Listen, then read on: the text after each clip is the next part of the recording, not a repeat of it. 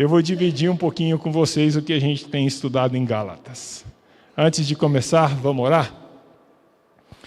Paizinho de amor, que o teu grande amor, mostrado pela doação de Jesus Cristo, que morreu na cruz por nós,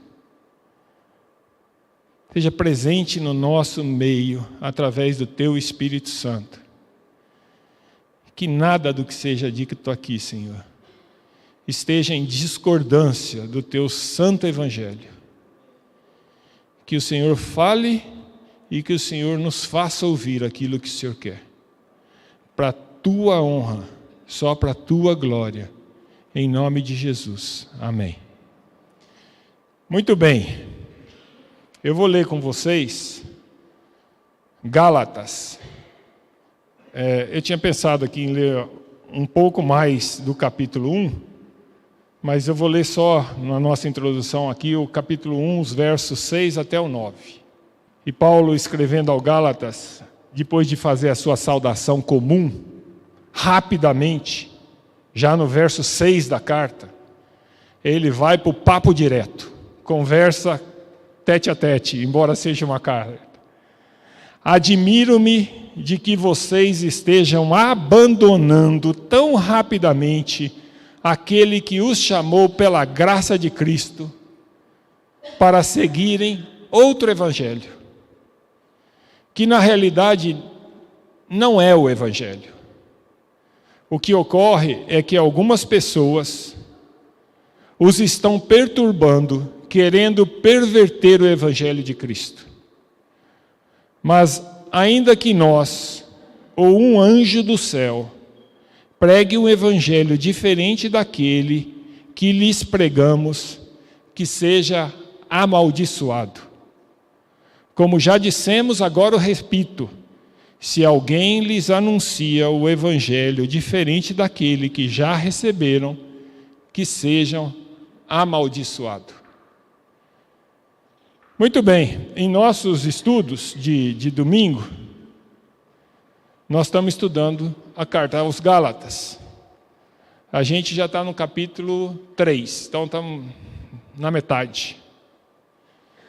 Mas ainda temos muita coisa para aprender, e se você ainda não está participando, tem vontade de participar, venha conosco, vale a pena. E você pode questionar, você que deu uma lidinha alguma vez, ou que até já estudou, né? Pode questionar, mas Paulo, para mim, né? Paulo, é uma carta antiga, chata.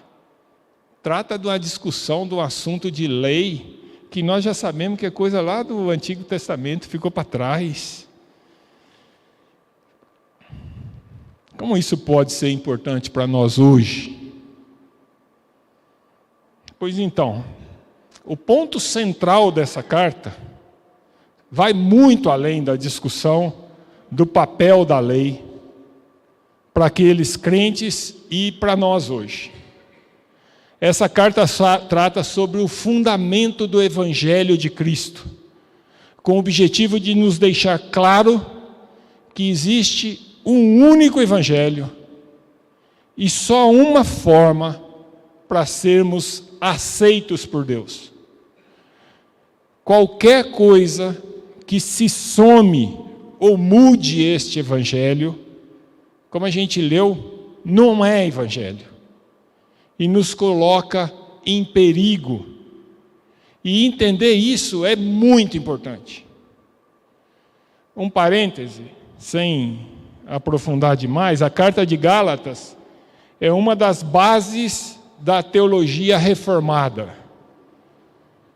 Talvez junto com Romanos, ela forma assim o alicerce a partir do qual toda a teologia da reforma acabou sendo construída. E ela foi escrita por Paulo aos Gálatas. Quem eram os Gálatas? Os Gálatas eram aquelas igrejas, então não é uma igreja só, são algumas igrejas que se tornaram cristãs a partir da pregação de Paulo durante a sua primeira viagem missionária. Eram as igrejas que estavam no que hoje é uma boa parte da Turquia, mais para o sul da Turquia, mais próximo do Mediterrâneo. Quem lembra um pouquinho de Atos, talvez venha na cabeça aí as cidades de Derbe, de Listra, de Icônio e Antioquia da Písidia, que é onde Paulo passou durante a sua viagem, e é para essas igrejas que ele está escrevendo essa carta.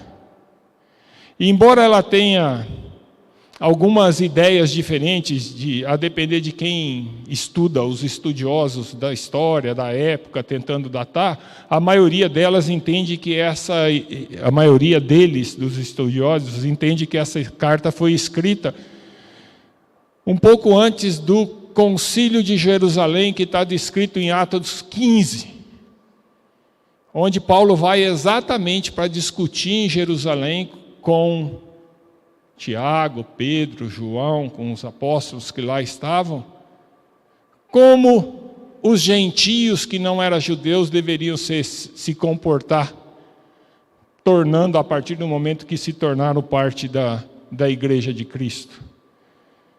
E Paulo escreve essa carta exatamente para enfrentar um problema que estava ocorrendo nessas igrejas. Outro ponto que faz essa carta muito importante é que ela foi escrita para tratar esse ponto específico que as igrejas enfrentavam, e que, se não fosse tratado, muito provavelmente o cristianismo não seria o que é hoje. O cristianismo seria uma parte do judaísmo e talvez tivesse se perdido no meio do caminho. É óbvio que isso é uma suposição maluca, porque Deus já mostrou que Ele cuida do plano da salvação, Ele cuida da palavra dEle, e Ele vai fazer acontecer da forma que devia acontecer. E a vida de Paulo, as cartas de Paulo, especialmente essa carta, foi muito importante para evitar esse desvio. Agora, escuta bem o que eu vou falar.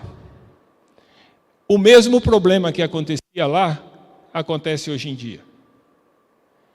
É um problema extremamente atual. Paulo combate com veemência, com muita força. E esse problema continua no meio do povo de Cristo hoje. Esse problema pode estar desviando até você do verdadeiro evangelho. Pode vir a desviar sua família do verdadeiro evangelho. Pode vir desviar seu filho, pode vir desviar uma pessoa querida. O que estava em jogo naquela época, está em jogo agora também. Se caímos no mesmo problema, isso significa maldição e morte. Veja comigo o que está no verso 9 do texto que a gente leu. Lá em Gálatas 1:9 está escrito assim: se alguém lhes anuncia o evangelho diferente daquele que já recebera, que sejam amaldiçoados. A carta ao Gálatas trata de vida ou de morte. Trata de bênção ou de maldição. Trata do verdadeiro evangelho ou do que não é evangelho. Trata de Cristo ser tudo ou Cristo ser nada. Por isso essa carta é tremendamente atual e importante. Repito, vale a pena você estudá-la. E será um prazer enorme se você quiser estudar com a gente no domingo. Hoje a gente tinha, eu não contei, mas acho que tinha umas 20 pessoas. Uma delícia. Bom, então eu quero fazer essa conversa com vocês a partir desse texto que a gente leu, mas nós vamos usar outros textos que estão no livro de Gálatas, e passar o seguinte ponto com vocês. Qual é esse problema que Paulo está combatendo com tanta veemência e que nos traz risco até hoje. Qual é o problema? Segundo ponto para a gente falar. O que é um evangelho verdadeiro? Qual que é a sua base? Terceiro ponto. De que forma esse mesmo problema que tinha lá na igreja dos Gálatas pode se apresentar hoje no meio de nós? E por que é importante nos mantermos firmes no evangelho apostólico? O que é que está em jogo? Às vezes eu me pego para estudando e tentar montar o que a gente vai falar e falo, nossa, precisa de muito mais tempo, né? Acho que... Mas eu vou tentar ser breve e vocês vão me ajudar aqui, tentando firmar o pensamento nos pontos importantes. Vamos lá, então. São 4 pontos, nós vamos falar do primeiro ponto. Qual é o problema? Qual o problema que existia lá? O problema que levou Paulo a escrever a carta era mesmo muito sério. A gente nota isso claramente quando a gente compara os primeiros versos da carta de Paulo, aos Gálatas com outras cartas de Paulo. Se nas outras cartas Paulo é dócil, especialmente na sua saudação, e seguindo a saudação, geralmente ele faz uma oração pelas igrejas a quem ele está escrevendo. Aqui ele é curto na saudação, e ele vai direto à repreenda, sem rodeio, e com um linguajar duro. Dá uma olhada no verso 6 e 7 do capítulo 1. Paulo fala assim: admiro-me de que vocês estão abandonando tão rapidamente aquele que os chamou pela graça de Cristo para seguirem outro evangelho que na realidade não é evangelho. Esse é o problema. No capítulo 3, verso 1 do livro de Gálatas, Paulo ainda é mais forte. Ele fala assim: ó Gálatas insensatos, quem os enfeitiçou? Quando ele fala aqui enfeitiçou, não é porque alguém foi lá, fez uma porção mágica ou falou uma palavra de maldição, e não é essa a ideia. A ideia é: vocês estão perdendo o juízo. Onde é que vocês estão com a cabeça? Guarda isso. O problema que tinha lá, muitas vezes tem no meio de nós. Essa não é uma qualificação que nós gostaríamos de receber de um pastor da igreja.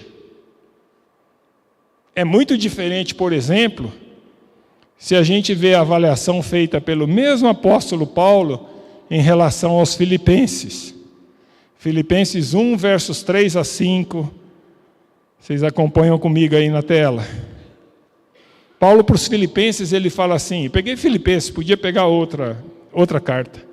Agradeço a Deus toda vez que me lembro de vocês.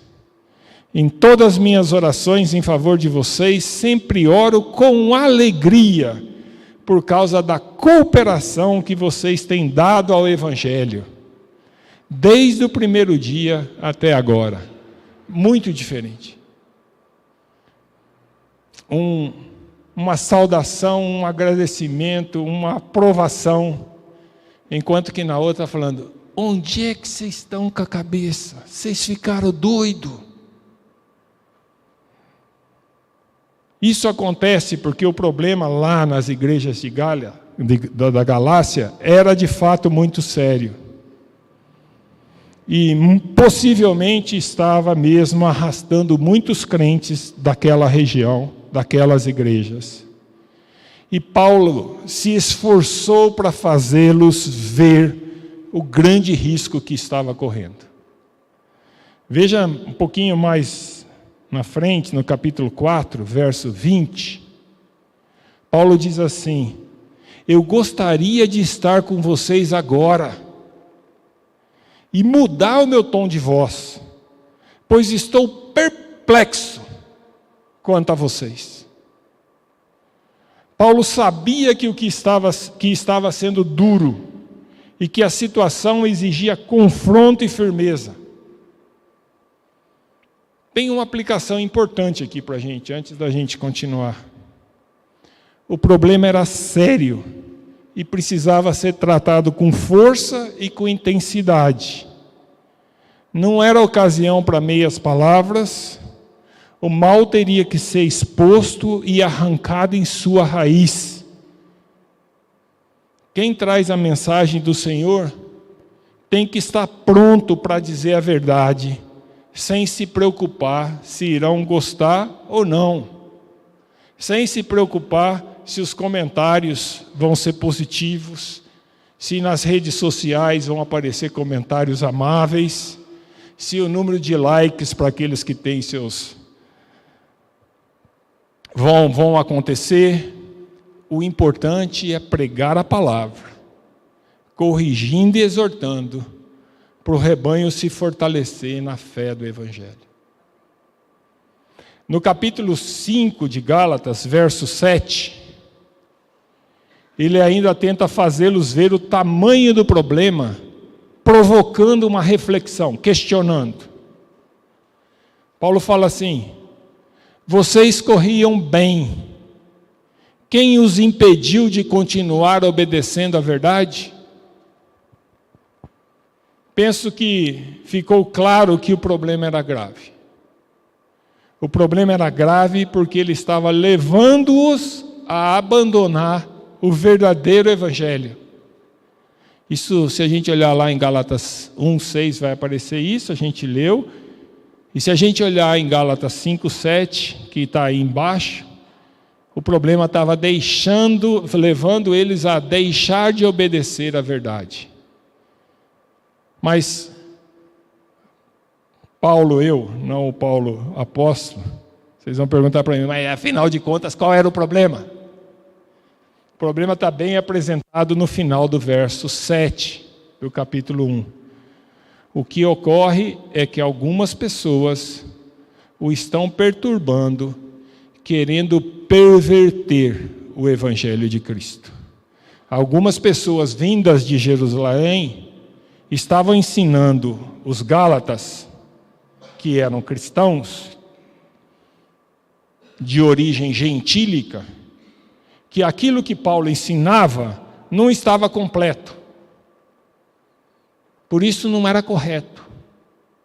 Diziam que para ser salvos, não bastava crer em Cristo. Era preciso se tornarem como os judeus, se circuncidarem, se seguirem as ordenanças da lei de Moisés, quanto às festas, quanto o que come, quanto às dietas. Se a gente olhar lá em Gálatas 4, verso 9 e 10, deve estar na tela aí, Paulo fala assim: mas agora, conhecendo a Deus, ou melhor, sendo por Ele conhecidos, parênteses, Paulo põe um pingo no i, né? Não é você que conhece a Deus, é Deus que conheceu você em primeiro lugar, não esqueça disso. Sendo por eles conhecidos, como é que estão voltando aqueles mesmos princípios elementares, fracos e sem poder? Querem ser escravizados por eles outra vez? Vocês estão observando dias especiais, meses, ocasiões específicas e anos? É aquele falso ensino de que a nossa salvação e a nossa aceitação por parte de Deus é resultado de Cristo. Eles não negavam a Cristo. Os judeus que estavam tentando mudar os Gálatas não negavam a Cristo. Eles já tinham aceito que Jesus era o Messias. Mas eles falavam assim: além de aceitar a Cristo, tem que somar mais alguma coisa. E esse mais alguma coisa na cabeça deles era se tornar na prática judeu, se circuncidando e seguindo as normas do judeu. Era preciso isso. Essas pessoas que traziam esses ensinos judaizantes como condição para a salvação dos gentios, colocavam-se então em oposição a Paulo, dizendo que ele, Paulo, não seria verdadeiramente um apóstolo, já que não era um dos 12. Paulo não foi um dos 12 escolhido por Jesus no início do seu ministério. E eles usavam isso, falavam, esse cara aí nem andou com Jesus. A ideia era questionar a autoridade de Paulo para poder derrubar a base do ensino de Paulo. Então, quando você lê a carta de Gálatas, especialmente do verso 10, do capítulo 1, até boa parte, quase que todo o capítulo 2, Paulo vai estar mostrando que ele foi comissionado pelo próprio Jesus, que apareceu a ele, revelou a ele qual era o evangelho que ele tinha que pregar. Foi o próprio Jesus que revelou o evangelho. Foi o próprio Jesus que o comissionou para levar a mensagem do evangelho aos gentios. A gente conhece bem essa história a partir do estudo do livro de Atos. Como o evangelho ensinado por Paulo foi transmitido por revelação a ele pelo próprio Jesus, Paulo diz que qualquer um que alterar esse evangelho é amaldiçoado. E olha só o que ele fala no verso 8 e 9, se você dá uma olhada lá. Ele fala, qualquer um, inclusive anjo, inclusive eu mesmo. Se chegar lá na frente, eu mudei de ideia e começar a falar um negócio diferente do que eu estou falando hoje, eu sou amaldiçoado, porque o evangelho de Cristo é único, nada pode mudar. Então Paulo está dizendo, mesmo que anjos, tem gente por aí que tem visões e começa a definir uma linha religiosa diferente daquilo que está no evangelho. Começa a resgatar hábitos, costumes, coisas que às vezes vêm lá do povo judeu, coisas que veio da cabeça do cara. E Paulo está dizendo, mesmo que anjos, ou mesmo que eu, Paulo, algum dia mude de ideia e fale uma coisa diferente, eu sou amaldiçoado por isso. Mas o ponto é, o que é que diz de verdade, ou o que é que diz o verdadeiro evangelho, pregado por Jesus, por Paulo e por todos os apóstolos anunciados, e que é anunciado em toda a Bíblia? Esse é o ponto 2 nosso, que a gente vai ver agora. Então, primeiro, havia um problema que era sério. E eu estou dizendo o seguinte, esse problema, muitas vezes, existe perto de nós, no meio de nós, às vezes até dentro da casa da gente. E qual era o problema? Somar algo como necessário, além da fé em Cristo, para ser salvo e aceito por Deus. O que o verdadeiro evangelho nos diz? Ponto 2. Então Paulo, no início do capítulo 3 de Gálatas, traz um conjunto de perguntas provocativas, tentando levar os seus ouvintes ou seus leitores da carta a relembrar da conversão deles, da experiência que eles tiveram na conversão deles. Veja só, Gálatas 3, 2 e 3. Gostaria de saber apenas uma coisa. Foi pela prática da lei que vocês receberam o Espírito? Ou pela fé naquilo que ouviram?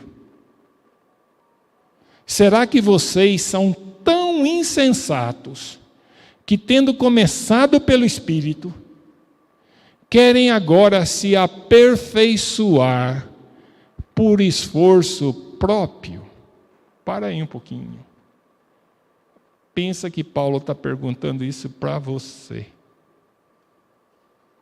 Será que depois de ter começado pelo Espírito, você agora quer se aperfeiçoar por esforço próprio?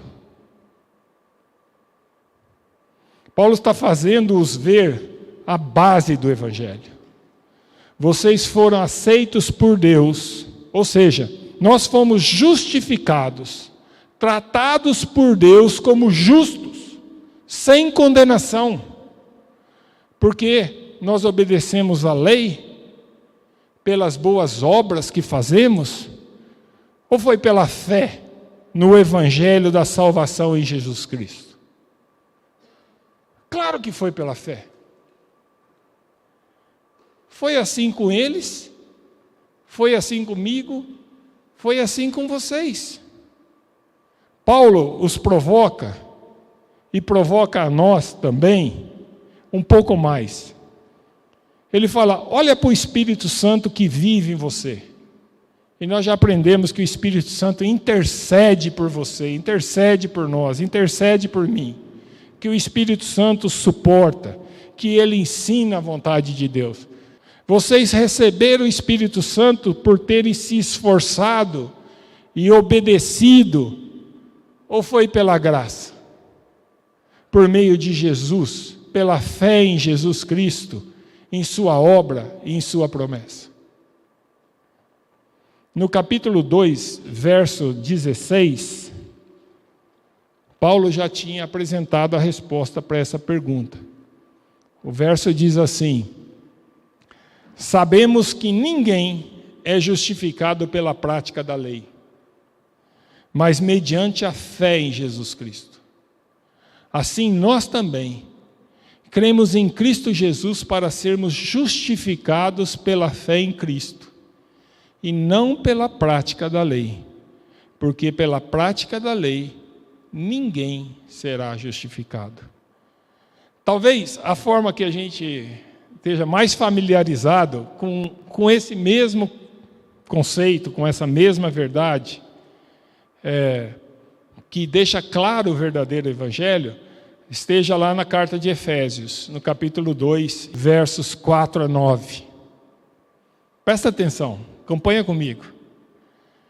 Todavia, Deus, que é rico em misericórdia, pelo grande amor com que nos amou, nos deu vida juntamente com Cristo, quando ainda estávamos mortos em transgressões.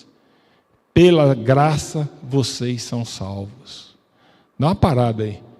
Qual que era a condição nossa? Morto. Morto não faz nada. Morto não obedece. Morto não decide. Morto não faz nada. Nós estávamos mortos em nossas transgressões. E como é que a gente foi salvo? A gente foi salvo, a gente passou a ter vida, porque Deus, por sua graça, por seu amor, nos deu vida juntamente com Cristo. É pela graça que nós somos salvos. Continuando, verso 6. Deus nos ressuscitou com Cristo, e com Ele nos fez assentar nos lugares celestiais em Cristo Jesus. Quem está fora acha que nós somos malucos, mas qual é a pergunta? Onde é que você está? No aspecto desse verso, ele está falando assim: eu ressuscitei com Cristo, tenho uma nova vida, e eu estou assentado com Ele nos lugares celestiais. É por isso que ele fala assim: você não é mais cidadão da terra, sua cidadania está no céu. Verso 7, para que ele fez isso? Para mostrar nas eras que hão de vir a incomparável riqueza de sua graça, demonstrada em sua bondade para conosco em Cristo Jesus. Não foi para dizer que a gente é bonzinho, foi para pôr o holofote todinho em Jesus Cristo e falar: olha o tamanho da graça de Deus. Pois vocês são salvos pela graça, por meio da fé. Isso não vem de você, é dom de Deus, é presente de Deus, não vem por obras. Sabe para quê? Para que ninguém se glorie, porque nós cantamos: a honra, a glória pertence a quem? Só a Deus. John Piper diz duas grandes e indispensáveis verdades da fé cristã, que a Reforma Protestante recuperou das Escrituras, numa época em que havia montanhas de rituais, de sacramentos, obras meritórias na igreja da Idade Média. Vocês conhecem a história e sabem como isso era. As duas verdades recuperadas pela Reforma Protestante, a número 1, é a suprema autoridade da Escritura sobre qualquer autoridade humana. Ninguém supera a autoridade da Bíblia. Pode ser concílio de igreja, pode ser o pastor que for, pode ser o Papa, pode ser quem for, pode ser anjo, pode ser quem for. Nada supera a autoridade da Bíblia a quem a gente deve se submeter. A segunda verdade, recuperada pela Reforma Protestante, é a verdade de que o ser humano é pecador e é justificado unicamente pela obra de Jesus Cristo. Jesus Cristo, o justo, que foi crucificado e hoje vive ressurreto diante de Deus. Não é por meio de suas obras de justiça e bondade que você ou eu somos justificados. Essas duas verdades recuperam a base do Evangelho verdadeiro. Somos justificados e aceitos por Deus só pela graça, unicamente através da fé em Jesus Cristo. E ponto. O verdadeiro Evangelho diz que a salvação é pela graça, por meio da fé em Jesus Cristo e nada mais. É essa verdade que na carta de Gálatas, Paulo insiste em nos fazer entender e estar firmados nela. Esse é o verdadeiro Evangelho. Essa é a boa nova de muita alegria. Somos salvos e santificados pela graça de Deus por meio da fé em Jesus Cristo e eu não preciso fazer mais nada. Só depositar a minha fé em Jesus Cristo. Cuidado com esse só, meu, porque parece que é um negócio leve, mas não é, né? Eu vou falar um pouquinho mais disso. Mas eu não tenho que fazer mais nada. Não tem que somar na equação. Salvação é igual Cristo mais... Não tem mais. É Cristo.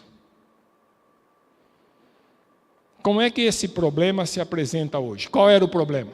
O problema é somar alguma coisa à fé em Jesus Cristo. Existe isso hoje? Nós temos esse risco? Como é que isso se apresenta? Terceiro ponto nosso. Se vocês me acompanharam, o problema tratado por Paulo se apresenta no falso ensino da necessidade de se adicionar às práticas judaizantes da circuncisão, da obediência aos rituais, das festas, das dietas, somar isso à fé na obra de Jesus Cristo. O problema real é que esse ensino, ao somar algo mais à fé em Jesus Cristo, torna o sacrifício de Jesus insuficiente. Está dizendo que não foi perfeito, porque não basta ele, tem que ter mais alguma coisa. E o que a Bíblia fala não é isso. O que a Bíblia fala é que o sacrifício de Jesus foi completo, perfeito. Ele levou todos os nossos pecados. Os nossos pecados, a lista de nossos pecados foi pregada na cruz, junto com ele.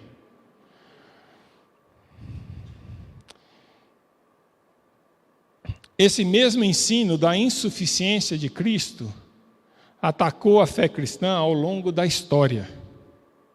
E se faz presente hoje, trazendo o mesmo perigo que eu já falei para vocês, que Paulo destaca, e destaca com muita força em Gálatas 5:4.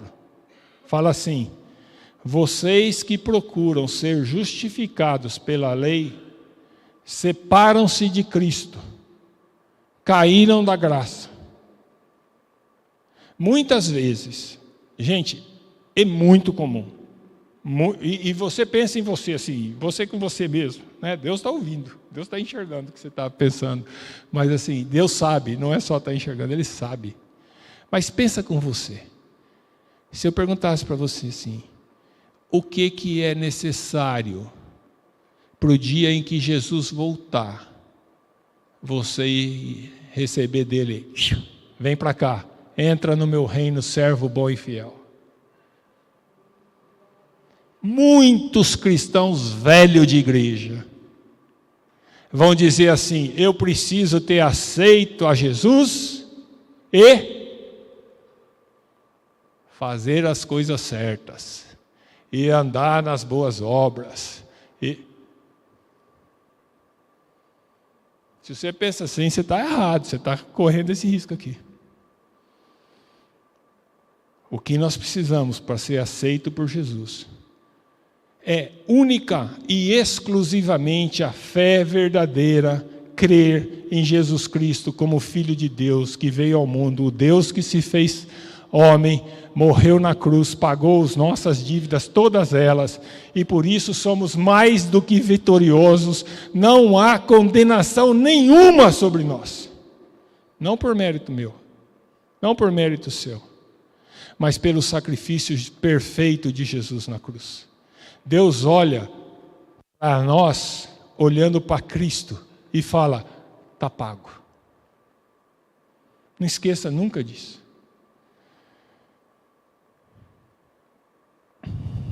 Todos os ensinos e práticas que nos fazem crer que precisamos de algo mais além de Cristo, nos separa de Cristo e nos faz cair da graça. E esses ensinos continuam por aí. Não pensa que é coisa só que aconteceu lá para os Gálatas. No livro que a gente usa como referência do nosso estudo ao domingo, que foi escrito pelo pastor Tim Keller, ele traz 3 exemplos. Talvez você vai lembrar mais, talvez a gente pudesse aumentar a lista, mas eu vou usar os 3 exemplos de como esses problemas hoje costumam aparecer no meio da igreja, no meio de nós, no meio dos crentes. O primeiro exemplo é um exemplo muito sutil, perigoso. Às vezes até difícil de dá-lo como exemplo, porque a parte exterior, o certo e o errado são muito parecidos. E o certo ou errado se identifica internamente. E isso é difícil, a gente não consegue fazer. O primeiro exemplo que ele usa é assim: algumas igrejas ensinam que você é salvo por meio da sua entrega a Jesus, somada às crenças e ao comportamento certo. Mais ou menos o que eu tinha acabado de falar. As pessoas são desafiadas a entregar sua vida a Jesus, ou convidá-lo a entrar em sua vida. Parece bíblico, né? É assim que muitas vezes a gente fala: ora aí, pede para Deus, para Jesus entrar no teu coração. Está tudo certo. Mas cuidado, pois é fácil essa postura ser contrária ao princípio da graça em primeiro lugar.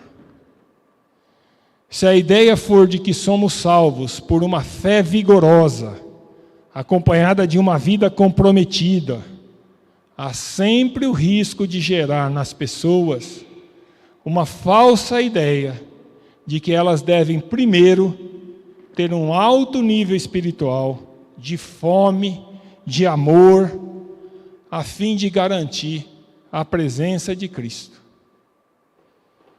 Em seguida, elas devem se esforçar para manter essa espiritualidade e comportamento de alto nível, caso queiram continuar com a salvação. Essa abordagem na prática está dizendo que a nossa salvação depende do nosso empenho, do nosso desempenho, e não da graça salvadora de Jesus, que nos justifica, que nos amadurece por meio da fé em Jesus, e não no nosso comportamento.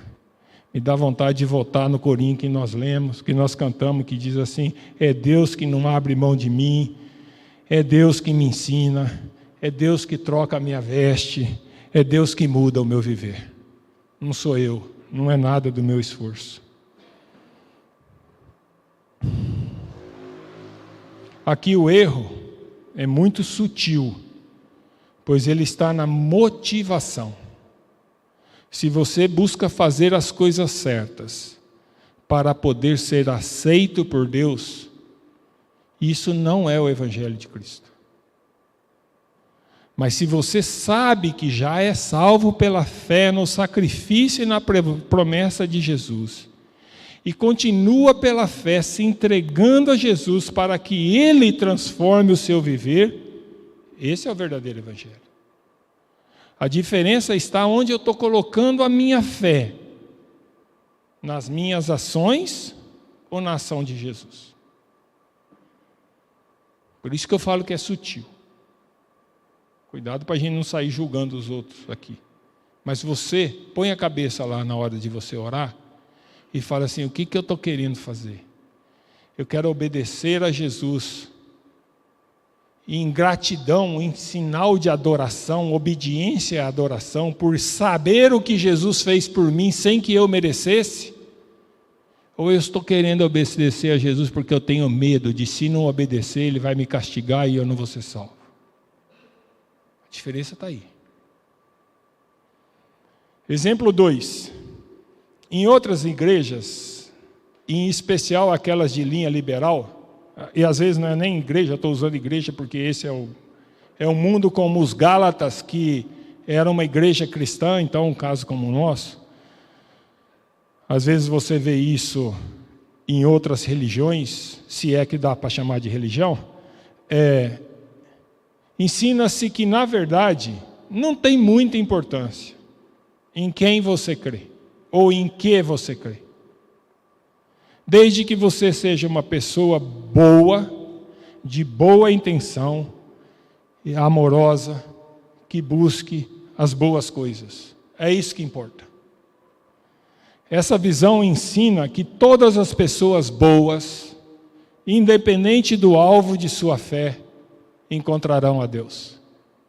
Hoje na escola, hoje no estudo de manhã, eu estava lembrando, quem viu os jornais na televisão ontem, enjoou de ver fé colocada em lugar errado.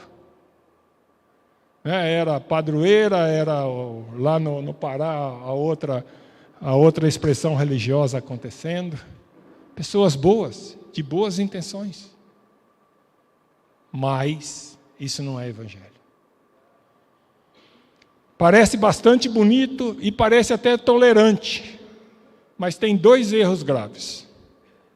Vem comigo. Primeiro erro: se as pessoas boas podem agradar a Deus, ela não precisa de Jesus. E isso faz o sacrifício de Jesus um desperdício. Sem contar que a ideia é exclusiva, ao invés de parecer, como parece, inclusiva, tolerante. Ela é exclusiva, ao invés de inclusiva, como quer parecer. Nessa linha, só os bons têm chance de serem salvos. E os maus jamais alcançarão a salvação. Sabe o que isso faz? Anula a graça. Segundo erro importante é que essa linha encoraja as pessoas a serem tolerantes e abertas como forma de agradar a Deus.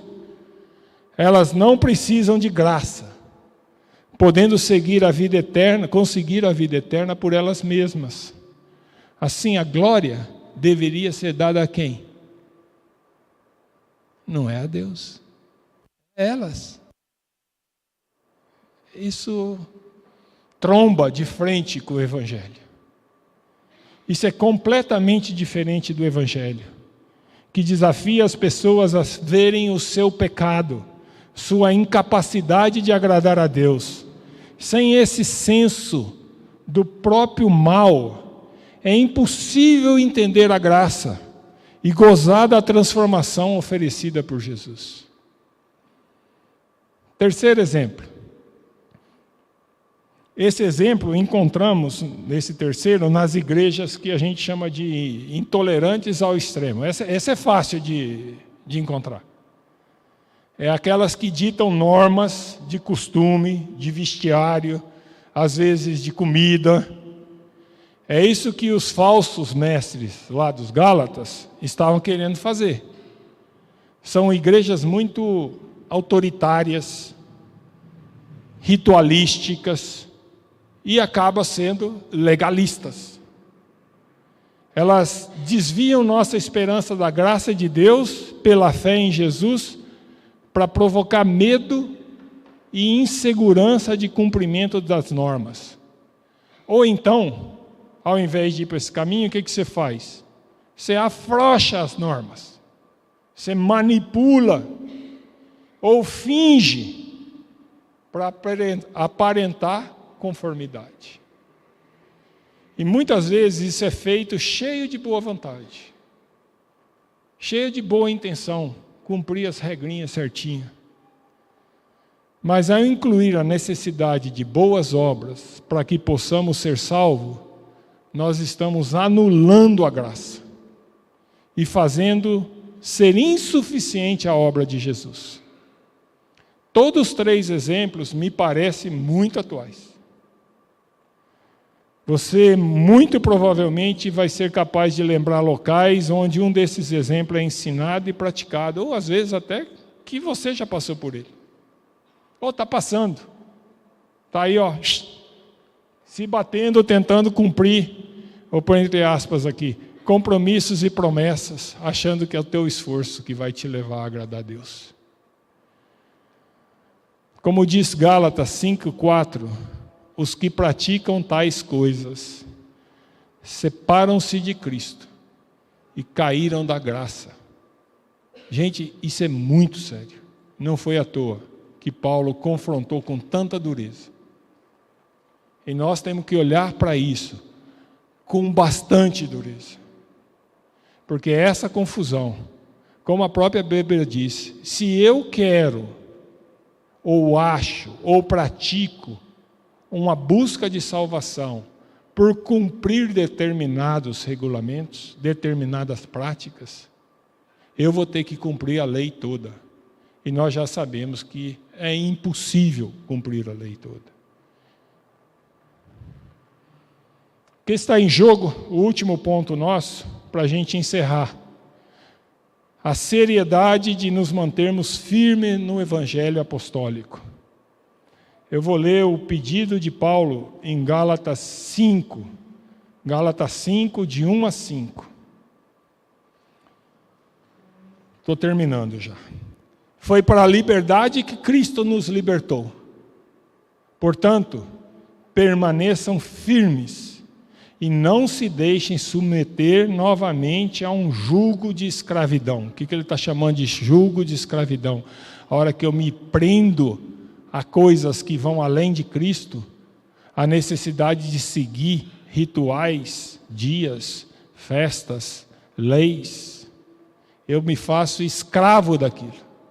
E Deus nos libertou disso através de Jesus. Verso 2.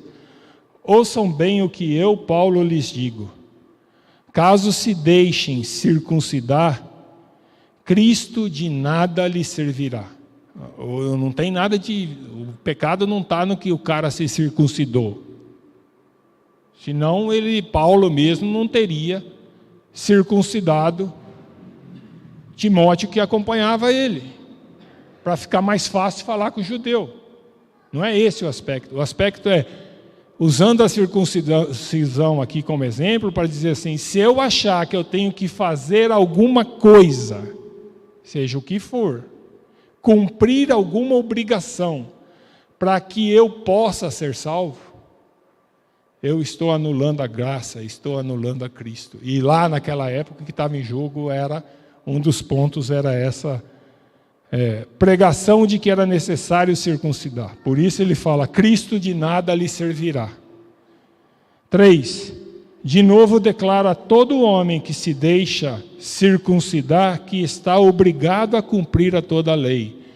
De novo aqui, ele está dizendo o seguinte, se você acha que você tem que cumprir determinadas coisas da lei para poder ser salvo, tem uma notícia para você. Você tem que cumprir a lei toda. Não basta só aquilo que você está pensando. E você nunca vai cumprir a lei toda. 4. Vocês que procuram ser justificados pela lei, separam-se de Cristo. Caíram da graça. Se você está achando que é por boas obras que você vai estar justificado perante Deus, está enganado. Pois é mediante o Espírito que nós aguardamos pela fé a justiça, que é a nossa esperança. Ele está dizendo o seguinte: é através da aceitação de Cristo, que no mesmo momento vem viver em nós através do Espírito, e por esse Espírito que sustenta a nossa fé, nós, com a fé em Jesus, aguardamos com a certeza, a esperança de que quando eu encontrar com Deus e Ele abrir o livro, vai encontrar meu nome lá e vai falar: entra, você foi justificado por Jesus Cristo. Não me interessa, eu sou pecador, mas eu estou justificado por Jesus Cristo. O que está em jogo é nossa liberdade e a nossa vida eterna em Cristo. O risco trazido por esses ensinos que adicionam e distorcem o Evangelho é que seus ensinos não nos permitem alcançar a graça de Jesus. O ensino de qualquer coisa que traga algo diferente da salvação e aceitação por Deus, unicamente através da graça, unicamente por meio da fé, unicamente em Jesus, coloca em risco a vida eterna de pessoas que amamos, muitas vezes dos nossos filhos e de nós mesmos. Meu pedido é que o Deus, que Ele nos dê amor pela autoridade da sua palavra e amor pelo Evangelho e pela fé apostólica, a ponto de nos posicionarmos com veemência, com força e poder contra qualquer ensino que distorça o Evangelho de Cristo. Que Deus nos dê disposição de aprender a sua palavra e vontade de entender profundamente suas verdades, para a gente poder identificar o que é verdadeiro e condenar o que é falso. Que Deus nos dê disposição para gloriar somente a Ele, por sua maravilhosa graça para conosco.